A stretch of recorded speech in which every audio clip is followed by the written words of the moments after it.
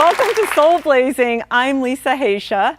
My guests today are the founders of Elevate Films, Mikki and Nadia Willis. Let's give it up for them. Hi. How are you guys? Really amazing, thank you. So wonderful to have you here. I've been such a fan of your work, who you guys are. You are reinventing Hollywood, and it so needs it. So you guys have been big in the business for a long time, both of you writers, directors, and you decided to quit the way Hollywood was because you didn't like what it was doing to your soul. Yeah, pretty much. Yeah, well, for me, I really didn't have a choice. I had an experience. I was at the World Trade Center on 9/11, 2001, and it did something to me. I spent 3 days there aiding in the search and rescue efforts, and suddenly I came back to LA, and a lot of the stuff that I was working on, I just couldn't do anymore. Something kind of like a snap to grid happened, and I couldn't sell the products that I was selling as a director. I couldn't demean the women in music videos. I had a pretty successful career as a music video director, and suddenly everything just seemed, it was time to get serious. And so I actually left Hollywood for a year and a half and thought I was done, and had to come back and reinvent myself and the game that we were playing. So that's what we're still working on today. Yes, so you moved out of Hollywood and you moved to Ojai, and you created Elevate Films, which is a company that really is geared towards families.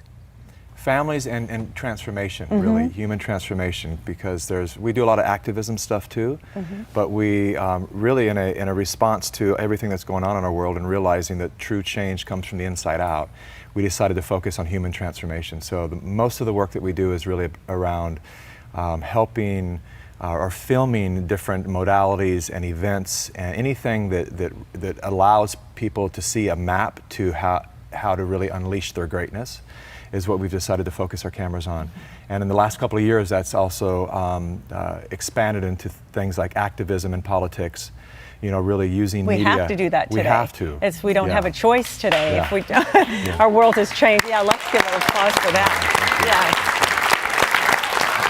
Can you share with us a couple of projects that you have worked on that have made a big change? That have made a big change. Well, because you have so many followers.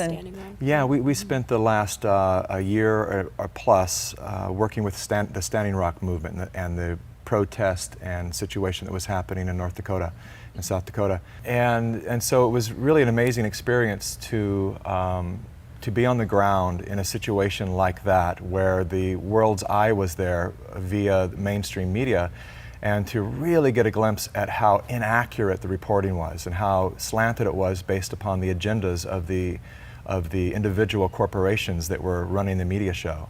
And so we ended up, with help from other activists and humanitarians, bringing a busload of filmmakers to Standing Rock and saying, we are citizen journalists.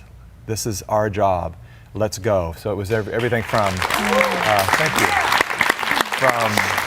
everything from a kid with a 20-year-old kid with a Facebook Live to really professional media crews that were there to film the veterans, to make sure that we helped to provide drones so that the stuff that was happening on the other side of the protest lines we could actually see. So a lot of the drone pilots were heroes there, because they're the ones that were able to show what was going on when they were saying they weren't using militarized, weapons or anything like that. The drones were catching all of that.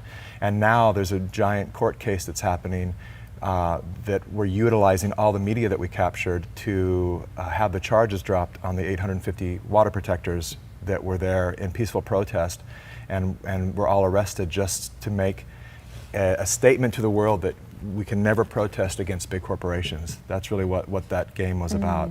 And so now we're really focused on countering that misinformation.